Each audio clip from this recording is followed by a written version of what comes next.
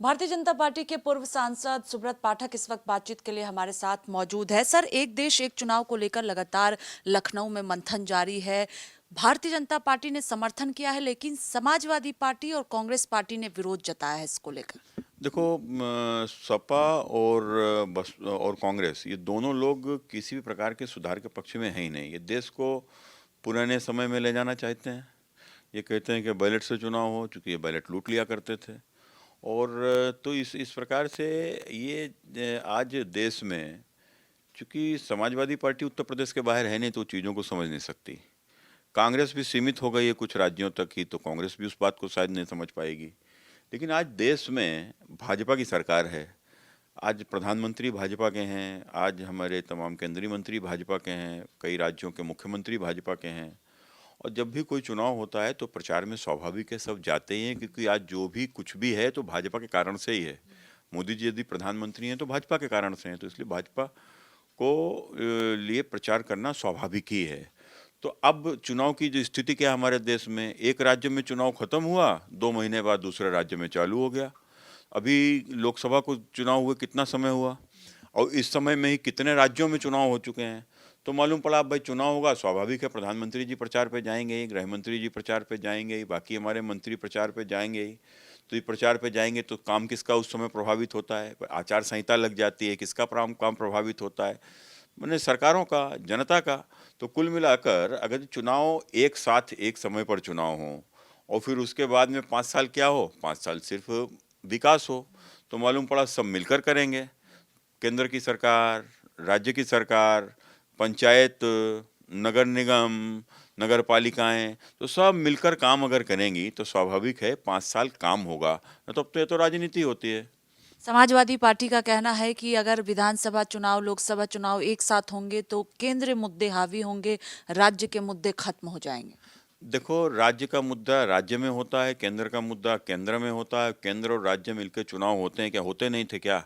वो तो देश में जब चुनाव शुरू हुए तो साथ ही में तो चुनाव हुए, और बाद में जैसे कि कांग्रेस के खुराफात के कारण से जिस कई राज्यों में सरकारों को उन्होंने बर्खास्त किया, उसलिए ये चुनाव आगे पीछे हो गए, नहीं तो साथ ही होते चुनाव। तो आपको लगता है कि समाजवादी पार्टी और कांग्रेस पार्टी को इसका विरोध नहीं करना चाहिए?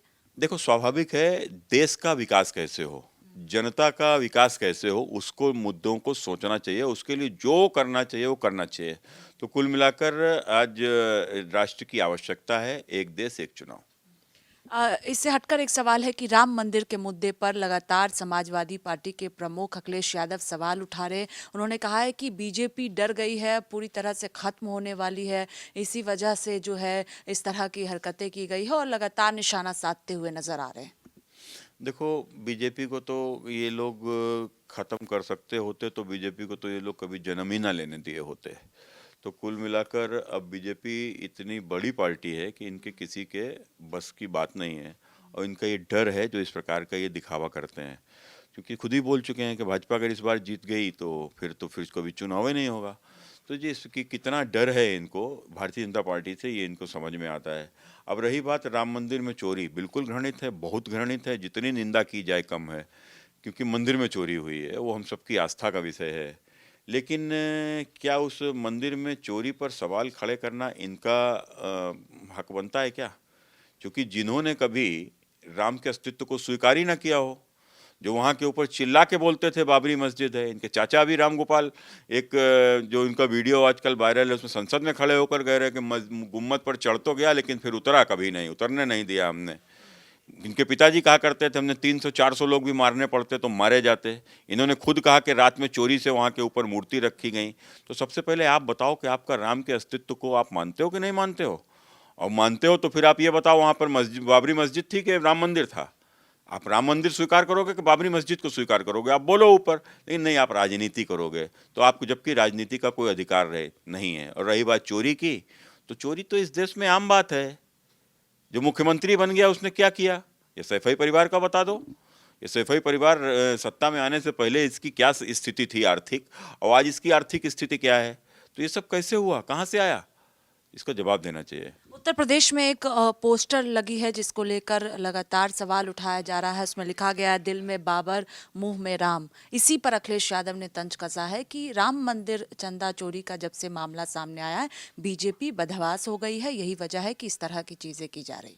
देखो, राम मंदिर में फिर वही बात कि जो चोरी हुई है निंदनीय है, और मुंह में राम और हृदय में बाबर, ये कौन नहीं जानता है। जब आप खुद ही कह रहे हो कि गुम्मद पर चढ़ने नहीं दिया, चढ़ गया तो उतरने नहीं दिया, और हम खुद अखिलेश जी कह रहे हैं कि रात में वहाँ आपके ऊपर मूर्ति रखी गई। इनके पिताजी ने खुद कहा कि हमने गोली चलवाई, मारना पड़ता तो 300-400 भी मार देते। तो कुल मिलाकर जिनका अस्तित्व, जो अपना अस्तित्व बाबरी मस्जिद में मानते हो, तो उनके लिए क्या कहा जाएगा। तो कौन सा पोस्टर गलत है भाई।